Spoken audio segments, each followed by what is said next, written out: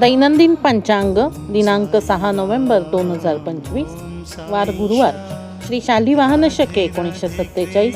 विश्वावसु नाम संवत्सर ऋतू सौर हेमंत दक्षिणायन तिथी कार्तिक कृष्ण प्रतिपदा नक्षत्र कृत्तिका योग व्यतिपात सकाळी 7:04 त्यानंतर वरियान कर्ण तैतील सूर्योदय सकाळी 6:43